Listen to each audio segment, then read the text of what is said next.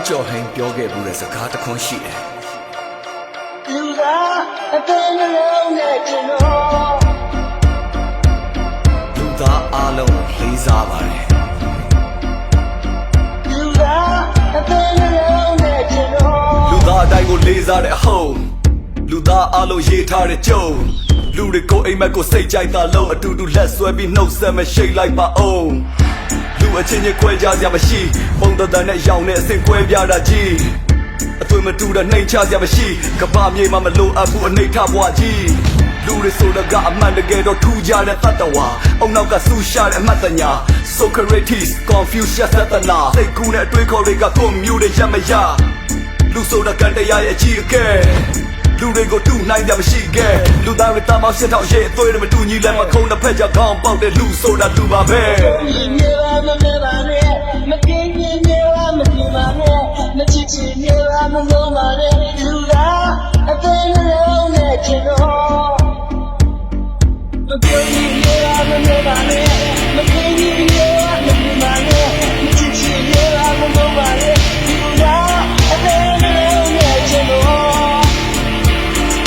အရေးတကြီးသိဖို့ကကိုရင်ထဲမှာကျင်နာစိတ်ရှိဖို့တင်ကြတာရရနတ်ထီမို့မကောင်းတဲ့တွေးတွေကမိစ္ဆာဒိဋ္ဌိလုံးဗုဒ္ဓပြဟောကြားတဲ့အိဋ္ဌာမျက်မရှိလို့သမိုင်းကြောင်းကိုကြည့်စိတ်ပြရဆွေကြည့်မနှုတ်သဗေဒရသဝင်တဲ့အေလီယံမရှိစင်ကပြောင်းလဲမှုဖြစ်စဉ်ရဲ့နောက်ဆက်တွဲအကျိုးဆက်အာကာသရဲ့အပြင်ကိုထွက်မဲ့မျိုးဆက်တွေထိအတိညာအတွက်မလိုတာတွေကိုစွန့်ပယ်ဟောင်းနွမ်းတဲ့အတွေ့အမြင်တွေတွန်းဖယ်တရိတ်ဆာမဟုတ်မြင့်မြတ်တဲ့ဘုံဘဝရခဲ့တဲ့လူဘဝမနှုတ်တတဒုလဘငှက်တွေကပြန်ရင်းနဲ့သေးတယ်လူတွေဆိုတာကချန်ရင်းနဲ့သေးတဲ့လူသားတယောက်လိုပဲကိုရင်းနဲ့နေမယ်လူတွေတဲကလူချက်တော့ကမျောလင်းချက်တွေနဲ့မြေပါမမဲပါနဲ့မကင်းကြီးမြေပါမပြင်းပါနဲ့မချစ်ချင်မြေပါမလုံးပါနဲ့လူသားအသေးနှလုံးနဲ့ကျွန်တော်